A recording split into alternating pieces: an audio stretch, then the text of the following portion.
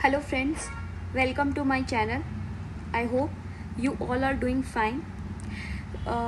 हमारी प्रीलिम से पहले सबसे ज़्यादा प्रॉब्लम रहती है कि अगर हमें कंटेंट का आया क्वेश्चन का, फिर भी हम अगर ऑप्शन को कैसे एलिमिनेट करेंगे और पेपर की कट ऑफ कैसे पार करेंगे। जनरली ऐसा होता है कि अगर हमें 40 to 45 क्वेश्चंस ऐसे होते हैं जो हम बिल्कुल श्योर होते हैं, क्योंकि हमारा कंटेंट उन्हीं के आगे पीछे हमने पूरी पढ़ाई की होती है, like history, geography, current affairs, कुछ इसके अंदर से कुछ इन्वायरमेंट, जो भी आपके स्ट्रॉन्ग सब्जेक्ट्स हैं उससे रिलेटेड।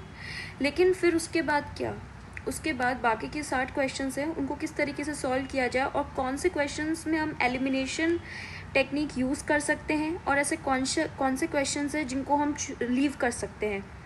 सो मैंने एक ये वीडियो बनाया, one of my friends he suggested me कि मुझे इस पर वीडियो बनाना चाहिए because nowadays people are struggling with this issue, how to eliminate options in MCQ paper. So मैंने ये वीडियो बनाया। तो सबसे पहले मैंने जो ऑब्जर्वेशन किया है पेपर के अंदर वो ये है कि जब भी कोई डेटा, फैक्चुअल या ऐसी कोई इन्फॉर्मेशन दी जाती है जनरली, तो आप वो देखा कीजिए कि वो सही है या गलत है। जैसे कि एक फैक्चुअल इन्फॉर्मेशन का क्वेश्चन मैं आपके साथ डिस्कस करूँगी, हम उसको किस तरीके से एलिमिनेट कर सकते हैं वो हम देख सकते हैं। हमें कई बार स्टेटमेंट में दे रखा होता है इंक्रीज, डिक्रीज, लेस, मोर, ग्रेटर, लेसर, तो उन स्टेटमेंट को हमें काफ़ी ढंग से पढ़ना होता है और वहाँ पे हमें लॉजिक लगाना होता है कि क्या ऐसा होगा, ज़्यादा होगा या कम होगा। और जनरली ये इकोनॉमिक्स के क्वेश्चन में होते हैं। सो एट दैट टाइम कंटेंट के साथ साथ थोड़ा सा लॉजिक और थोड़ा सा कॉमन सेंस लगाना बहुत ज़रूरी है। देन ये आई थिंक बहुत सारे वीडियोस के अंदर बहुत सारे लोगों ने और फैकल्टीज़ और एजुकेटर्स ने बताया कि अवॉइड एक्सट्रीम स्टेटमेंट्स को हमेशा थोड़ा सा लाइक प्रॉपर तरीके से देखा जाए। All, can't, always, never, all these thing, तो इनको थोड़ा सा प्रॉपरली एनालिसिस क्या करना चाहिए कि ये स्टेटमेंट सही है क्या, ठीक है। तो ओनली पे भी कुछ क्वेश्चंस मैंने देखे तो जो प्रीवियस ईयर में आए थे वो भी मैं डिस्कस कर लूँगी। नाउ डेफिनेशन, समटाइम्स एग्ज़ाम के अंदर जो कॉन्सेप्ट होता है उसकी डेफिनेशन चेंज हो जाती है। लाइक फॉर एग्जांपल इकोसिस्टम और इकोलॉजी, इकोसिस्टम की डेफिनेशन ऑलरेडी पूछ चुके हैं, बायोडाइवर्सिटी की भी डेफिनेशन यूपीएससी के पेपर में आ चुकी है, तो जुडिशियल रिव्यू की भी आ चुकी है और जुडिशियल एक्टिविज्म की भी आ चुकी है। तो आई थिंक कई बार ऐसा हो जाता है कि जैसे यूपीएससी के अंदर क्वेश्चंस काफ़ी रिपीट हो जाते हैं, तो हो सकता है कि इस बार डेफिनेशन वो इंटरचेंज करके स्टेटमेंट के अंदर पूछ लें। So give more focus on the definitions. अगर आप रिवाइज कर रहे हो लास्ट में तो कुछ ऐसे कीवर्ड्स देख लीजिए कि हाँ उस डेफिनेशन के अंदर वो चीज़ें फिट हो जाएंगी। फेमस रिपोर्ट के नाम बहुत इंटरचेंज कर देते हैं, लाइक ये रिपोर्ट वर्ल्ड बैंक ने निकाली होती है तो IMF लिख देते हैं स्टेटमेंट में एंड में। आपने अगर देखा है कि ओके ये रिपोर्ट ये निकालता है और आपने पूरा स्टेटमेंट नहीं पढ़ा और देखा कि अरे मेरे को तो ये आता है and you just try to fill in the OMR sheet, तो प्लीज़ वहीं पे थोड़ा स्टॉप होकर सोचिए कि रिपोर्ट हो सकता है इंटरचेंज की हो। समटाइम्स हम लोग क्वेश्चन इंग्लिश में नहीं समझ पाते हैं तो आप हिंदी का लैंग्वेज भी यूज़ कर सकते हो। मेरे को काफ़ी हेल्प करता था क्योंकि मेरा जो स्कूलिंग थी वो 8th तक वो हिंदी से हुई थी, तो मैं I am like quite comfortable in Hindi as well. तो मेरे को जब इंग्लिश में ऑप्शन समझ नहीं आते थे I use to look around Hindi side. Okay, मेरे को काफ़ी हेल्प की थी। I hope it may help you.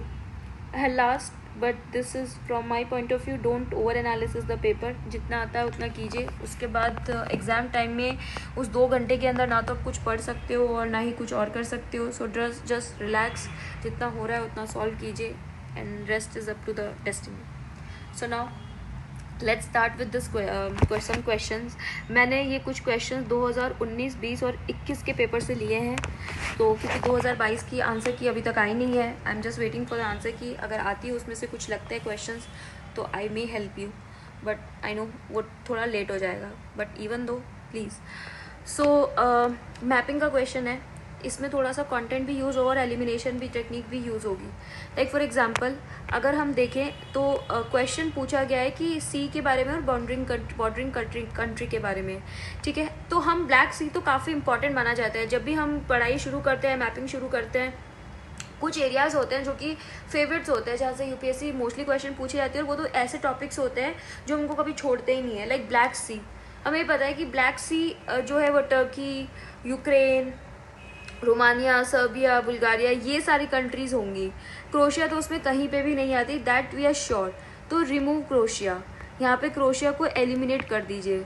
अगर आप क्रोशिया को एलिमिनेट करेंगे तो बाकी ऑप्शन ऑटोमेटिकली एलिमिनेट हो जाएंगे, you will remain with the B option.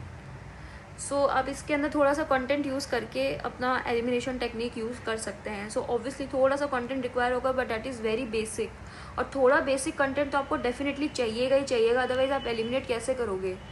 थोड़ा कॉमन सेंस के साथ थोड़ा सा कंटेंट चाहिए, जो कि प्रिपरेशन में चाहिए होता है। Now next question, with reference to Asian Infrastructure Investment Bank consider the following statement. तो ये क्वेश्चन इसके अंदर दे रखा है कि first of India has a more, AIIB has a more than 80 members. Okay fine, ये हमें नहीं पता है, leave. India has a largest stake holders in share holders in the AIIB। तो ऑब्वियसली ये नहीं है होगा, क्यों? क्योंकि अब सबसे पहले आप ये किया कीजिए कि देख लीजिए नीचे करेक्ट पूछा है, इनकरेक्ट पूछा है, करेक्ट पूछा है। तो India is the largest share holders in AIIB, it's not there because ये चाइना का इनिशिएटिव था against World Bank. So okay, तो China India largest share holder उसमें हो ही नहीं सकता है, तो ये रिमूव कर दिया आपने। नाउ अब आपको पता चल गया कि इसमें 80 मेंबर्स है, ये तो सही होगा। नाउ आपको ये पता करना है कि थर्ड सही है कि गलत है। सो इन AIIB does not have any member from outside Asia, ये तो बिल्कुल गलत है, ऐसा हो ही नहीं सकता है, क्योंकि अगर 80 नेशंस हैं उसके अंदर, तो और सिर्फ अगर एशिया के मेंबर्स होंगे तो पॉसिबल ही नहीं है ना। तो obviously third statement automatically wrong हो जाता है and you will remain with A. तो अगर थोड़ी सी इन्फॉर्मेशन हो, प्रायर इन्फॉर्मेशन और थोड़ा कॉमन सेंस से भी अगर पता हो तो किया जा सकता है। और थोड़ा सा जियोपॉलिटिकल सिचुएशन हमें पता होती है कि चाइना जो है वो लोन दे रहा है, तो इंफ्रास्ट्रक्चर इन्वेस्टमेंट भी उसी ने बनाया होगा, इंडिया ने अभी तक ऐसा कुछ शुरू नहीं किया है। अगर शुरू किया होता तो हम काफ़ी उसके बैनर्स, होर्डिंग, जैसे G20 समिट हो रही है उसके लगे हुए हैं, मेक इन इंडिया के लगे हुए हैं, तो जो भी ग्लोबल लेवल पे समिट होती है उसकी कुछ ना कुछ चीज़ें इंडिया में होती है, समिट बोल दो या फिर कुछ कॉन्फ्रेंस बोल दो, या कभी स्पीच के अंदर जिक्र होना डेलीगेट्स का, वो नहीं है। तो आई थिंक इसी से पता चल जाता है कि AIIB इंडिया का तो नहीं है, तो इंडिया उसमें लार्जेस्ट शेयर होल्डर नहीं है। Now moving to the science and tech questions.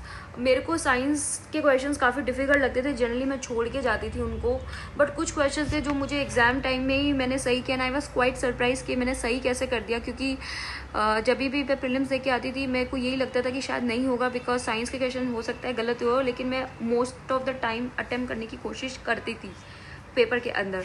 तो जैसे कि ये स्टेटमेंट है, some species of turtles are herbivorous, तो यहाँ पे सब में ना सम दे रखा है, तो आप ये देख सकते हो कि हाँ ये सही हो सकता है, बट इवन दो रिस्क क्यों लेना है, ऐसे तो सारे स्टेटमेंट सही हो जाएंगे, बट ज़रूरी थोड़ी ना कि सारे स्टेटमेंट सही हो।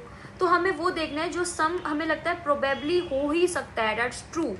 जैसे कि फॉर एग्जाम्पल 1 और 2 को छोड़ दो, तो some species of marine mammals are herbivorous, तो ये स्टेटमेंट बिल्कुल सही है, तो आप इसको रिमूव कर सकते हो। ये स्टेटमेंट एक इसलिए भी सही है कि आपका previous year question paper, I think 2015 या 2016 का पेपर अगर आप देखोगे तो उसके अंदर ये दे रखा है कि उन्होंने सी काओ डिगोंग के बारे में पूछा था, ठीक है। तो जनरली यूपीएससी की हैबिट है कि जो क्वेश्चन वो पुराने पेपर्स में पूछ लेते हैं उनको घुमा फिरा के या मॉडिफिकेशन करके स्टेटमेंट वाइज में नेक्स्ट टाइम आगे के क्वेश्चन में पूछ लेते हैं। तो जो मरीन मैमल्स हैं सम वो हेर्बीवोरस होते हैं डेफिनेटली, इसके अंदर डुगोंग जो है वो एक सी काउ जिसको बोलते हैं, वो एक यहाँ पे इसका एग्जाम्पल है, तो हमने एक ऑप्शन एलिमिनेट कर दिया। अब हम 3 ऑप्शन के साथ रहते हैं।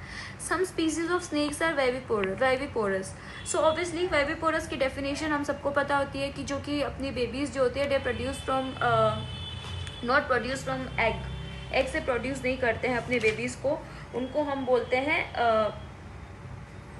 वाइविपोरस बोलते हैं। तो ऑब्वियसली स्नेक के पास नहीं होता है, बहुत सारे स्नेक्स होते हैं जिनके पास एग्स नहीं होते हैं, वो अपनी बॉडी से ही प्रोड्यूस करते हैं। तो ऑप्शन ए एलिमिनेट हो गया क्योंकि 3 हमारा सही है, 4 हमारा सही है, 3 हमारा सही है, तो ये 2 अब ना 2 बचे, तो 2 ऑटोमेटिकली सही हो गया ना। अब हमें ये सोचना है कि some species of turtles are herbivorous.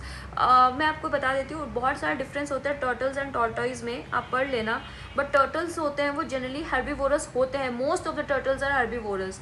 उनको हम कई बार लाइक घर में भी लेके आते हैं, दे आर हेर्बीवोरस, वो ग्रास खाते हैं, लीव्स प्लांट्स खाते हैं, तो दिस इज़ ट्रू। तो आप यहाँ पे अपना एलिमिनेशन आप देख लीजिए, आपको क्या लगता है।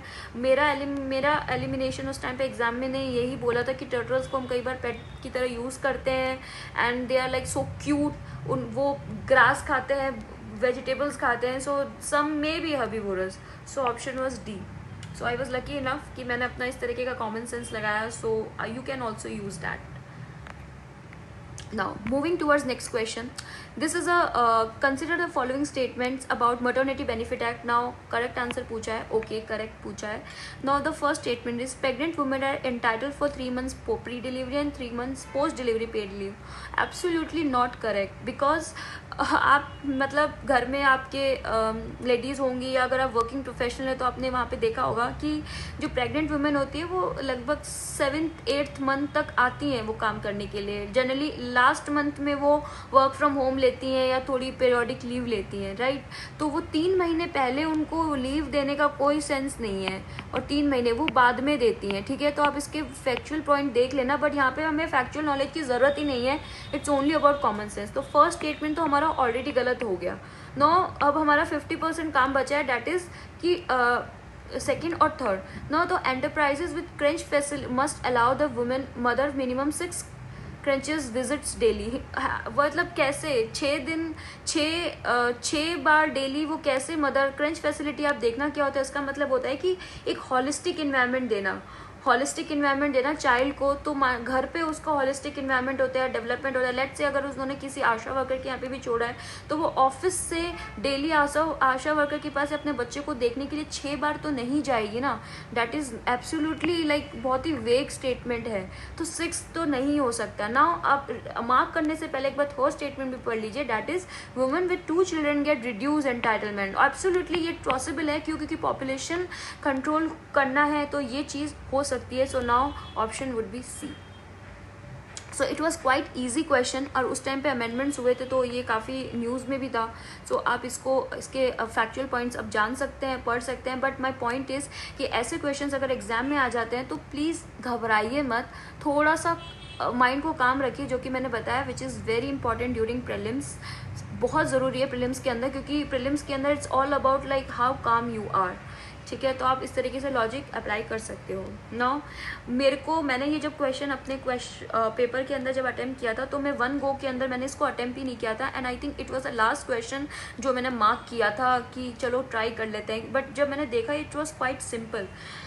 In the context of polity, which one of the following would you accept as the most appropriate definition of liberty? Let's say हमें liberty का definition पता है, but appropriate definition, protection. Liberty का मतलब होता है कि अपने हिसाब से काम करना. चलो लेट्स से मैं मान लेती हूँ वेग डेफिनेशन है कि जो मेरे को मन कर रहा है वो मैं पहन रही हूँ, जो मेरा मन कर रहा है वो मैं खा रही हूँ, जहाँ मन कर रहा है मैं जा रही हूँ, डैट इज़ अ लिबर्टी, ठीक है.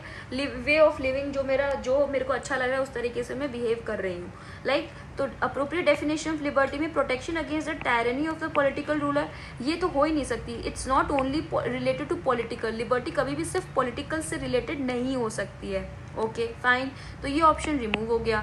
Then absence of restraint. Absence of restraint मतलब कि अगर कोई रेस्ट्रिक्शंस नहीं है, कोई रेस्ट्रिक्शंस नहीं है का मतलब तो ना हो जाता है कि मैं अपनी मर्जी से चीज़ें कर सकती हूँ. It is not related to, but फिर भी मैंने इसको रखा क्योंकि मुझे लग रहा था कि हो सकता है. Then opportunity to do whatever one likes. Okay ठीक है, बट मेरे पास लेट्स से मेरे पास अपॉर्चुनिटी की जो भी मैं कर सकती हूँ. लाइक फॉर एग्जाम्पल मैं ऑफिस जाती हूँ तो मेरे पास अपॉर्चुनिटी की क्रिएटिविटी यूज़ करने के लिए whatever I want to do things I can do there. But as soon as मैं अपने घर आती हूँ तो मेरे को इश्यूज होने लगते हैं. I can't eat what ever I want, I can't where what ever I want. तो ये एक बहुत ही वेग डेफिनेशन लग रही थी, नैरो डेफिनेशन लग रही थी. Then opportunity to develop oneself fully, तो ये एक कन्फाइंड डेफिनेशन लग रही थी. But still I was confuse between B and D and मैं काफ़ी थॉट दिया तो मैंने लगा कि एब्सेंस ऑफ रिस्ट्रेन मतलब अगर रिस्ट्रेन हटा दिया जाए या रिस्ट्रेन लगा दिया जाए तो लिबर्टी कब हो जाएगी, मतलब इससे तो रिलेटेड ही नहीं है ये. बट अगर मेरे को डेवलप वन सेल्फ फुल्ली का मतलब होता है right to life properly, right. जैसे कि इन्वायरमेंटल राइट्स भी जो होता है वो आर्टिकल 21 में आता है, तो mostly it is related to article 21. So then मैंने इस तरीके से इसको यूज़ किया. I don't know I was right और नॉट, बट मैंने अपना ऑप्शन इससे एलिमिनेशन से डी ही लगाया and it turn out to be right.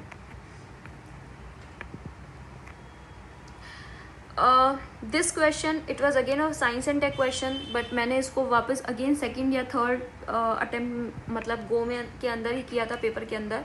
The for the measurement and estimation of which of the following satellite images remote sensing data are used. So इसके अंदर सबसे पहले है chlorophyll content in the vegetation of a specific location. Satellite है, remote sensing है, तो remote sensing obviously काफ़ी चीज़ें कर सकता है. क्लोरोफिल जो कंटेंट होता है वो ऑब्वियसली लीव्स के ऊपर होता है, तो वो ऑफकोर्स वो आसानी से देख सकता है, वो डिटेक्ट कर सकता है.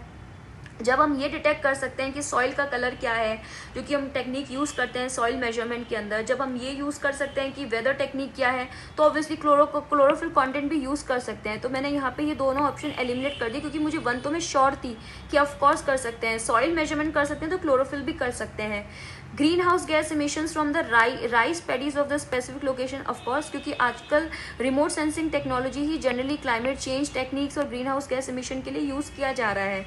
So I was not remain with any option, तो it was D. But before I mark I read the third option as well, that is the land surface temperature of a specific location. Of course remote sensing का काम ये अभी काफ़ी बढ़ता जा रहा है कि टेम्परेचर किसी का मेजर करने के लिए, just to like you know exactly measurement की IPCC को जो रिपोर्ट के अंदर आता है उसके अंदर भी बताया गया है कि रिमोट सेंसिंग का यूज़ किया जा रहा है इन सबको डिटेक्ट करने के अंदर. So it was quite simple, but still मैंने अपने फर्स्ट गो के अंदर इसको नहीं किया, क्योंकि I had a fear of science and tech, तो मैंने इसको थर्ड उसके अंदर किया.